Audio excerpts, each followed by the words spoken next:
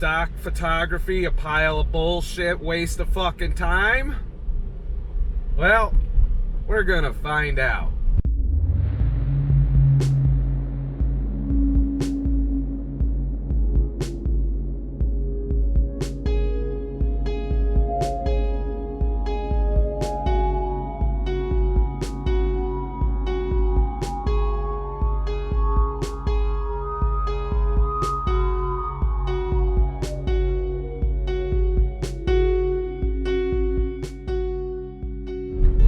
Given the shitty ad revenue and the fact that this channel isn't even fucking monetized, I need to find a way to supplement my income.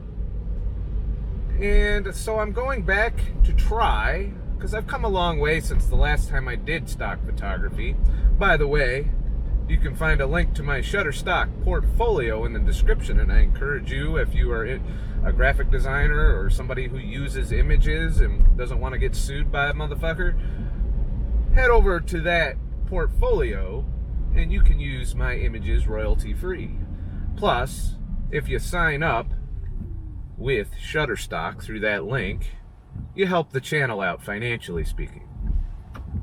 But in any case, I had given up on stock photography for quite a while because YouTube was bringing in enough income to make up, I didn't feel the need to go out and spend hours shooting and then spend hours behind the computer editing, making fucking stock images, when I could just put out YouTube videos and make roughly the same, if not more, income. And that has worked over the past year. However, this past month has been a little rough from the YouTube income standpoint, and I'm realizing I need something that's a little more stable to do. And I'm well aware of how stock photography works. It's a numbers game. You have to crank out tons of images regularly, covering topical things, pitching to a market. Basically, you gotta ask yourself, when you're looking around for a picture to take, would somebody want this for some commercial purpose or editorial purpose? And given the amount of blogs and fucking news outlets and media companies and all of that who license out these images, like I've watched a bunch of YouTube, I watch a lot of Missing Hiker and YouTube horror stuff, and they're just filled with not only stock photography but stock footage, something else I'm working on doing as well. So, motherfucker, it's a red light you ran, you piece of shit. So I'm exploring the option of, getting out there, working hard on some stock photography, and it's like putting money in the bank. Basically, you're spending your time, you're producing these images, and they're not going to make your money right away. But once it's out there, and I've seen this with the stock photos I have up, I just don't have a large enough portfolio to generate a huge income. But it's still, I've earned almost $500 off of like 200 images, which is pretty much now that's over time, it's over a couple year period, without doing a fucking thing, mind you. Once the images are keyworded and edited and posted, they get, they constantly get downloaded. I just made $5 yesterday off of a fucking image that I took 3 years ago. And it's not always like that. There's some days where you don't make anything. There's days when you make a quarter. There's days when you make, $1. There's days when you've made $50. Those are rare days. But, I realize it's still a numbers game, and I just didn't have a lot of images up. So my goal right now is to try and get 10,000 images. I think 10,000 images in stock is enough to generate the kind of income I need to be able to travel, to be able to do, a whole bunch of activities. So basically, I'm going to start cranking out my stock photography. So today, to get started, I picked this lovely fucking rainy day to get out there and do some stock shoots. I'm I'm gonna head over to there's this old war fort in Rome, New York, that's where we're headed after I stop and pick up a cable I need, and see what I can get, and keep in mind the markets for what I'm shooting. And so I'm taking y'all along with me on this little experiment on this Scott the Photographer channel to see if you can still make money in stock photography. Most people, the answer is no, because of the amount of time you need to put into it. Well, I'm in a flexible position where I can take that time and also intersperse with my other income streams, including my main YouTube channel, to supplement my income to the point where I can spend time creating stock images, editing stock images. And another thing I'm looking to get into is, that I've been toying around with as a hobby over the years, and that's creating 3D scenes, 3D illustrations, CGI, maybe even some CGI footage, now that video's taken off. So I'm gonna start working on some of that and relearning. I've been out of practice for a few years, and things have changed in the 3D sphere. So I'm gonna be relearning Autodesk Maya, running through tutorials, getting spun back up to where I was a few years ago when I could make just about anything. I mean, my YouTube channel ends with my little 3D animation of ScottTheTruckDriver. I did that a couple years ago using Autodesk Maya. So that's my plan. It's probably not going to pay off, but hopefully by the time I get 10,000 images, this YouTube channel will be big enough to provide me a little bit of income stream. So we'll see. It's all about having all kinds of streams pissing all over you and shit. Okay, maybe not. By the way, all of the vloggy shit you see in this video was filmed on the DJI Osmo fucking Pocket. I think they should rebrand that to DJI Osmo fucking Pocket and shit.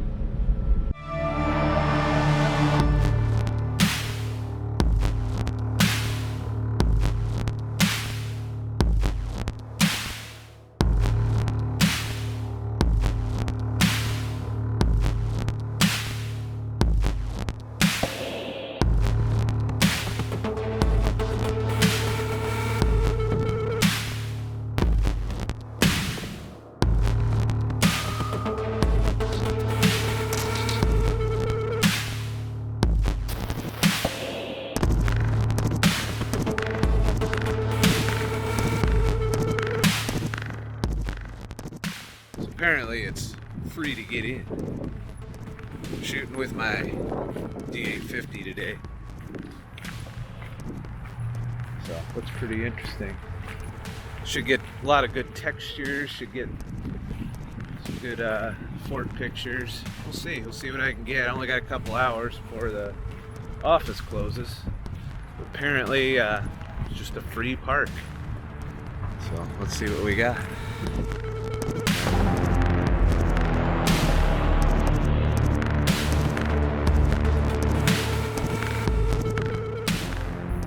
So this is like entirely free, this fort. So, and everybody's been overly friendly. Like, they told me to wander around, take pictures wherever. So I'm just going around and seeing what I get for stock. Although the weather might fuck me up a little. This often happens, but it is what it is. I don't feel like I'm getting much,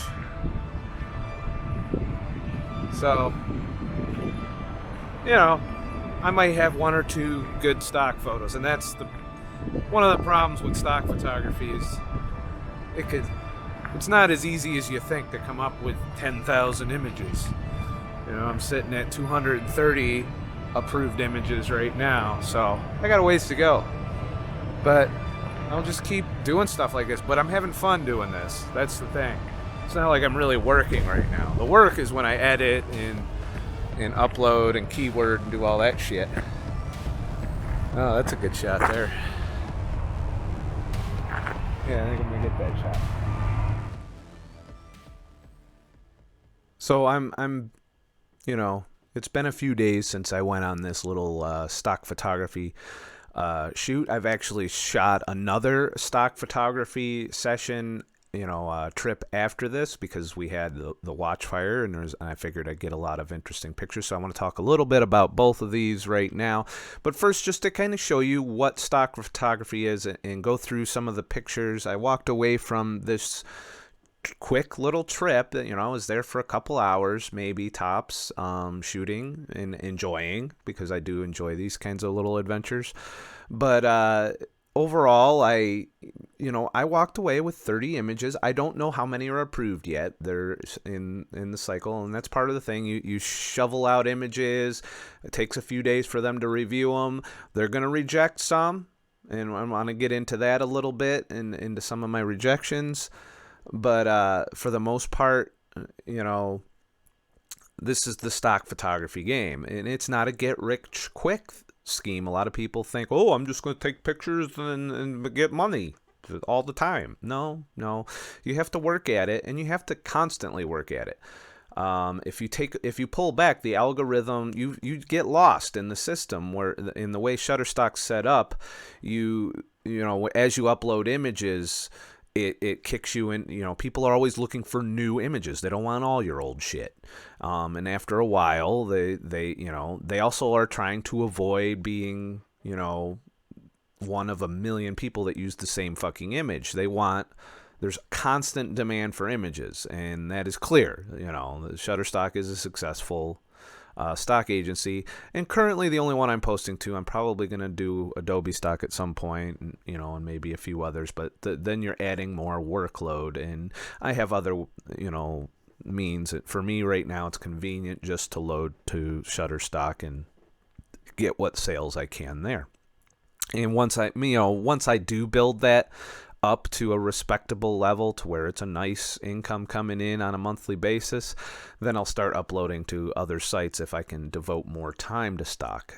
But for now, I'm just building. It's like putting money in a savings account. You're taking the time and energy and effort to make these images, and over time you are going to get paid back for your time, and it does eventually pay you back, given the amount of money I've made over the past couple years on the images that I've posted so far, on the shoots that I've done.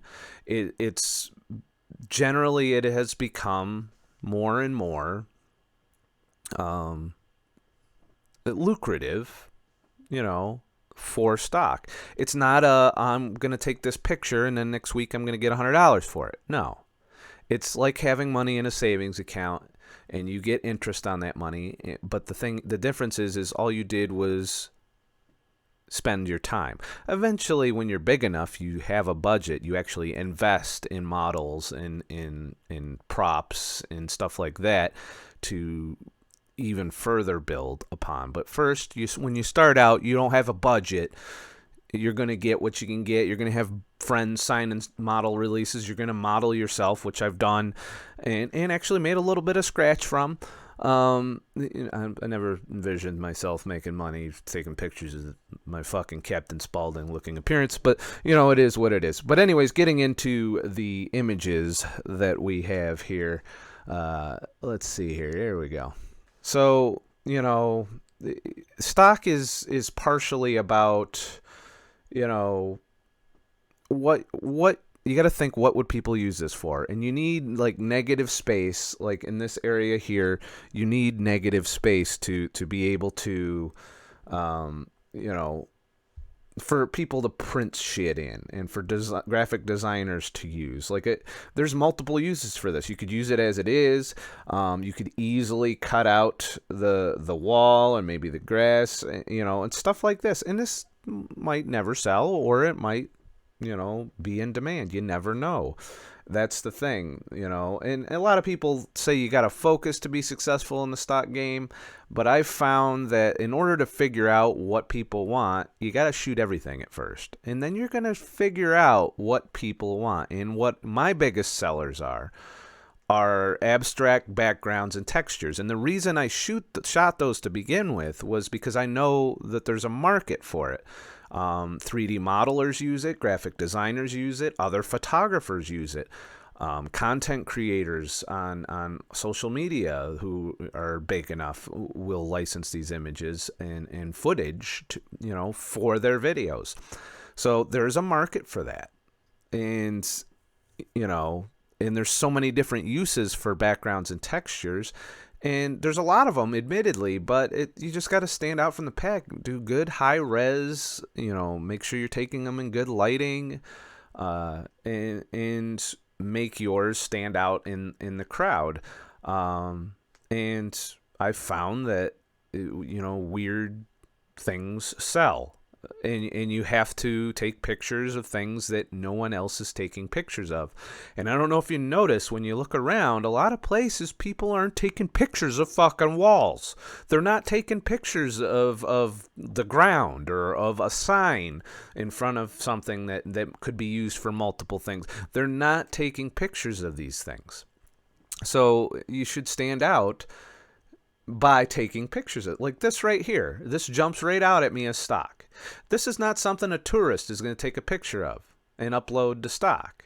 This is me thinking, okay, what can I get here that a graphic designer, that an advertiser, or someone might use as a background to put shit on top of. And this jumped out at me. It's, and I'm like, okay, that's a good picture. So, and there's nothing weird in it. It's a fence that could be used in any situation that calls for a visual of a fence. You got the lawn behind it. There's all kinds of messages, and you got to think of the context that your images are going to be used. So, I got that image. Of course, I was obsessed with these little guard shacks that were all over the fort, and that could be cut out easily as a texture, in Photoshop and used in a video game. It could be used, all kinds of ways. They could just take the door and put it on something. You got to think of how can they Photoshop my shit? How can they use this? Or it could be used as is, for some, presentation. You never know. You never know what somebody could use your shit for. This is just the roof up close. It's a nice abstract background texture with a sky behind that's negative space that could be filled in with anything, because once again, it'd be easy to cut it out with Photoshop and for a graphic designer to put whatever the fuck they want behind it. It could be used as a pyramid or some shit. You never know what somebody could take a derivative work from your stock image, and because they're paying for the licensing, that's what they're paying. That's what they're buying. They're not buying the picture. You can find pictures all over the fucking internet. They're buying the ability to not have to worry about getting sued for using your creative work. And it's a very, it's a system of integrity. And yes, people can steal your images. That's going to happen. Somebody will buy your image, the rights to your image, post it online, and then somebody will steal it from them. It's unavoidable. What you're banking on are the people that are following the rules, that are being legit. And I still think that there's plenty of those kinds of people who want to keep this kind of stuff going, and get high quality image, and people that take the time and the effort to edit and photograph things that they can use in their projects, in their creative works, in their, media stories or blogs or whatever, and, not have to worry about getting sued because they stole some fucking image off of Google Images. I see people using images with Shutterstock watermarks in their videos and presentations, and it's kind of crap. So, and if you look at my live screen, you see that's a stock image I took a couple years ago. That's one of the uses for stock images. Granted, I'm using my own image, But that's what somebody who doesn't have a kick-ass camera and can do high-res images, and we're getting in the age now where 4K video is the norm and 8K is on the horizon, so there's going to be a demand for high-resolution images for these kinds of applications. Here's another close-up, more isolated version of the door, and that's something that could be expanded upon. You could use content aware fill to create a larger board. Just some tents that were there, I was obsessed with the tents for a little bit. A pot, cast iron pot, vintage things sell well. Old things that, and you're thinking when you're walking through these places, yeah, you got to get the normal touristy shots and try and get your own spin on them. With me, it's the edits. A lot of people don't edit very well. And also the angles, try and get it from a unique perspective that most tourists won't get. And I look for stuff like this, like the flag in the background of the battlement there. This could be used for multiple messages or stories, or just as travel, a travel blogger or whatever.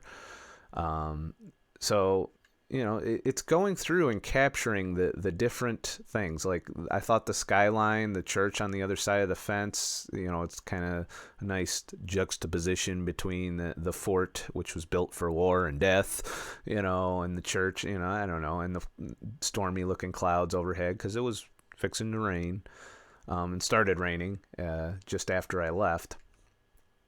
And here's another one where there's the wall. It's boring. It's a boring picture to take. It's a boring picture to edit, but it could sell, because backgrounds and textures sell.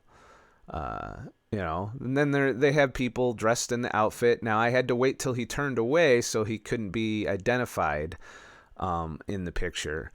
Obviously, if he saw the picture, he'd know it was him, but the general public isn't going to know who that is, and that means you can sell it commercially. If he were facing the camera, I would need a model release, or I would need to do an editorial, and we'll get into editorial in a minute. There's another one with the window. There's door. The Canon. Canons are iconic. They could be used for multiple messages. And so it's always good to have objects that, objects do sell depending on what the object is, and the demand changes. And, sometimes people are desperate for a certain object, pictures of a certain object. And, if you're like one of 50 people that have the fucking picture of that, the particular look or the particular thing they're looking for, then you're going to pop right out when they search for it, assuming you keyworded properly. It's a straw bed that's inside, and and you might not see all of these pop up. This one already was rejected. Now this is editorial. I chose to take this picture thinking maybe the fort wanted some images out there to kind of show a little bit of the touristy stuff. Unfortunately, it got rejected because they didn't. Sometimes they'll reject shit if they just think it's a bad picture, and it isn't it's a snapshot of the miniature. I could have gotten more artistic with it. And the other issue they had was I didn't word my description in an editorial fashion. I embellished it a little, I guess, and they don't want that when you do editorial. They just want who, what, where, and when. They don't want you to try and upsell it, so to speak, with the way you write your descriptions. So took this, interior, fireplace. You could talk about camping, you could talk about history, you could talk about a rustic cabin in the woods, you could talk about rough living. There's all kinds of things that could be used for. A vintage lantern, that's always a nice rustic vintage image to have floating out there in the world. You never know. There's tons of lanterns on there, but that lantern is, might look better than someone else's lantern. So, you got to take your shots. This is into a bunker, into the side. They had the dirt built over it. Unfortunately, you couldn't walk all the way in. So, just a wooden box on the side of a cabin. More of the tents and camps. Now, a National Park Service sign. I don't know. Maybe there's, I know that there's a lot of YouTubers who cover disappearances in national parks, and they might need this for one of their videos or for part of their video. You never know. That's kind of the touristy shot of the fort. For someone who might want to talk about travel or talk about destinations or places to visit. This is just something that could be used for industry, logging, wood, piles of wood, it's just different things that you would use wood for and shit. And of course, a close-up texture that could be used and manipulated. It could be turned into a seamless texture. There's a lot of uses for this kind of stuff, especially when you consider the amount of video games and 3D modeling, but also graphic design, and people can incorporate this. You could use it as a grunge texture for a picture that you're trying to edit, and I've done that myself as a photographer, so I know that there's a market for textures and backgrounds, and that's it. That's all I did on that particular thing. So you gotta think about what's the market. Now let me get into this. Before we stop this video, I want to show you one last thing, and that is my Shutterstock portfolio as it stands today. Now these are all pictures from the Watchfire. Now I was a little disappointed because even though I got pictures like this one here that show the flags burning, apparently there's not a lot of educated motherfuckers in terms of what's offensive and what isn't. One of the ways to properly retire an American flag is to have a ceremony, which they did, and burn it, which they did. And here in Syracuse, every year around Memorial Day, we have this ceremony. It's put on by the Vietnam Veterans of America, and veterans from all the branches come, and all kinds of wars and conflicts show up there. I think there might have even been a World War II veteran there who helped light the fire. They play the national anthem. They play taps. They have formation. It's a formal ceremony. But I got comments, when I posted this picture I was very proud of because it came out so well, and it's kind of iconic, and it got approved because of how good it was, despite several other images with the same rough content, a flag burning or a bunch of flags burning.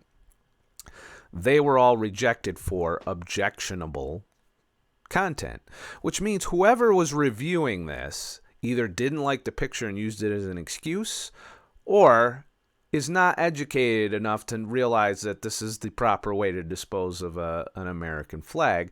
And these images could be used every Memorial Day to describe that. It's not an isolated ceremony. There's people that do it, particularly military veterans, know that this is how you dispose of the American flag properly. So I thought it was interesting the pushback I got a little bit from not only from Shutterstock, but also from people on my Instagram where I posted it that didn't like it. They were like, how is this legal? And nearly every picture that showed the American flag burning did not get approved. You don't see them in here. Except for that one. So that just goes to show, if you're going to push the envelope on what the reviewers think is acceptable, you better have a damn good fucking picture to do it. And that's the other thing that stock photography, it's also a learning experience. You're going to learn what you can and can't do, what constitutes a great picture and what is just mediocre at best in other images. But throughout the rest of the day, you see people posing, you see soldiers, you see if the reviewer was looking through my images, they should have seen the context of the burning flags. But they chose to not allow them into the pictures. I took pictures of people placing the flags on the pile. I thought this was a particularly good one, where a father was having his daughter drop the flag on top of the pile. They had this wall where you'd remember people who have lost their lives in service to the country, and people were signing it. You had this guy running around dressed like Uncle Sam. He was a CB veteran. He actually was sitting at the CB table near where I was, hanging out most of the day. And I also did a lot of abstract textures of the fire that, there's plenty of those out there, but you never know. Yours might look better than someone else's. And plus, it'll be newer than someone else's. People are always looking at the new images to see, because they don't want the same shit that everyone else does. But, you can go through my portfolio and, I encourage you to check it out. If you want to become a contributor to Shutterstock, all you got to do is submit, I think, 10 images that get approved. You can try multiple times if your first run doesn't go through. And then once you're in, then you can start cranking out images and earn yourself a little side income for pictures that you probably already have sitting on your hard drive. You just got to make sure that if they're like this one where I had 2 people on a kayak, I didn't have their model release, so I had to do an editorial. And if we look at that, I wrote that, I gave the date, the time, and I wrote 2 tourists paddle a kayak at Green Lake State Park, and they want that nice generic description. And you can see below there are other people that did the same, like that's obviously editorial there. So yeah, but you can see there's not a ton of them at least that pop up right away. And you can go and search on Shutterstock and look at these images and figure out how saturated it is before you bother putting the work into edit or keyword or tag. You should kind of or if you're going out to shoot, you should kind of, check out, should I shoot this subject? But a lot of times you're out and about and you're like, oh, that'd probably be good stock. Click. And you just throw it out there, and it doesn't take much to get it out there. You got to just kind of think what can be used, and these are editorial pictures. All the pictures with people, I didn't get model releases for, so they're editorial. So if somebody's doing a story about the watchfire or the proper way to dispose of an American flag, or maybe they got a blog, maybe they're just looking for pictures for themselves that they want to hang on the wall or print out, or maybe there's editorial. You're allowed to, there's no expectation of privacy, which is you're out in public, you're allowed to shoot and show that image, and media companies and news organizations and bloggers and YouTubers can all use these images for their videos or their publications or their newspapers are dying, but it is what it is, and that's what editorial is mainly used for. But as long as you're posting in an editorial and you're the photographer, there's nothing, they're not going to fuck with you legally. That's not to say that someone can't purchase your images as editorial and misuse them, but then that's on them for breaking the rules. So just cover your ass and make sure that if there's recognizable images, and some things, like I had rejection because of the POW MIA flag, is apparently they're saying it's a registered trademark, even though it's a kind of a public symbol that's flown for a good reason, and I'm sure whoever created the POW MIA flag would not mind it floating around there and being used on the internet. And I could have resubmitted. I don't know. I just was too lazy to go back and resubmit all the rejections. And I was happy with the amount of images that got through on that trip. This is something I was gonna do anyway, and I just brought my camera along and worked it. And I enjoyed it. No one's telling me what to do. I didn't have to please anybody. I just shot what I thought was interesting or what I thought would make good stock. And then I came home, I edited it, and I came up with a bunch of images. I got almost 100 images from this event here that I submitted, and not all of them got through. But between these two trips, about 100 images were reviewed. 131 total that are being reviewed. And, let's go look at my rejections. So if we look here, recently reviewed, and you can see that was rejection because of the caption, objectionable content, objectionable content, all, and some of these you don't see the flags. Like this was like late stages. This one, I love this picture, the way it came out, but apparently not good enough for stock. It'll probably end up on mines.com. We'll get to that before I close the video out. But bunch of people taking pictures with their phones of this massive blaze. Tells the story of a watch fire. There's all kinds of editorial uses for this image, but objectionable content, and it was noisy too. What do you expect? It's fucking nighttime. So, and you're going to go through this frustration when you photograph a stock. You're going to get shit rejected that you thought was a good fucking picture, or you worked hard on editing it and you did everything you could to caption it properly or whatever, and some reviewer's just going to take a fucking minute and go click, nope. And you just gotta be a little thick-skinned to be a stock photographer. And really take into account because they're not the only ones that are going to have that opinion about that image.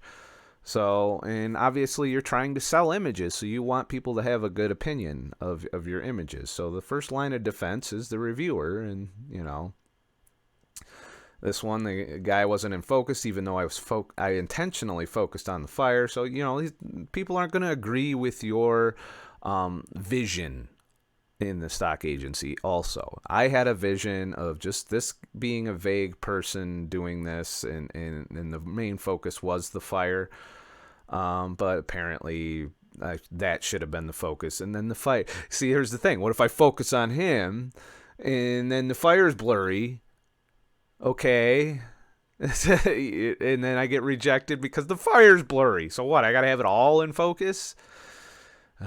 Which is damn near impossible to do, because then I'll have noise and I'll get rejected for fucking noise. I had to have the aperture wide open to shoot these images, and and plus this was an f8 lens anyway, fixed aperture, because I was using the reflector lens to get that close. So, and that's it. That was rejected because it had, somewhere in this pile of flags, there's a little bit of a fucking military flag or a POW MIA flag showing, and so this sunset image got rejected for that. But I got a bunch approved. I got a bunch to get through, and that's what stock photography is all about. So please support my stock photography. Sign up to be a contributor if you're a photographer, through the link below, and that helps me out, especially if you're approved and you do all of, and you promote all of it. They'll give me, on top of what they pay you, they'll give me a couple pennies for each image that you have that sells too. So you build kind of a little bit for a year. I think they do that. They don't take it away from you and give it to me. They just are thanking me for getting you to sign up and start contributing. Or if you're an image user or a graphic designer or a blogger or whatever, and you use stock images, you can also click through and support me by going through and purchasing my images in the link below as well. Two separate links, one for becoming a contributor and one for signing up to purchase my images. If you sign up, I get a certain percentage. I think it's like 30% of your first purchase. Like if you sign up and you buy a subscription, I get 30% of the first whatever payment or whatever. I don't know how that works, but that's kind of if you wanted to support Scott the Photographer and shit. Another thing, I don't know if you're aware, but I've been talking about it on, on my last YouTube video on ScottTheTruckDriver and also on Minds. I've discussed this a bit, but I'm getting fed up with social media censoring shit and shutting down people, and it particularly upset me when the Banting diet, which is a ketogenic diet, got censored briefly, but there was enough outrage that they brought it back. I'm really starting to not like that there's some gatekeeping going on for what otherwise would be just free thinking, that doesn't break any laws. And so I am moving my social media activity to Minds. I'm not deleting my Instagram. It'll still be there. I'm not deleting any of my Facebook pages. I have deleted the app from my phone. So, and I found that on Minds that as a photographer, there's there's a community for it, just like on Instagram. People are posting their pictures that you're only allowed 5 hashtags, and people are actually viewing those images. I've seen more views there than sometimes I get on Instagram. Instagram, I get, maybe 40 or 50 likes before the algorithm shuts it out of people's feeds. And, and if you don't specifically go to find my profile and like shit, then it doesn't get promoted anymore. It gets lost, and nobody pays attention anymore. And I think the most views I get on a time lapse or a video I post is maybe 100 views total before the algorithm shuts you off on Instagram. So these are problems I have with Instagram. It's not a good promotional tool unless you pay them to promote and boost your shit.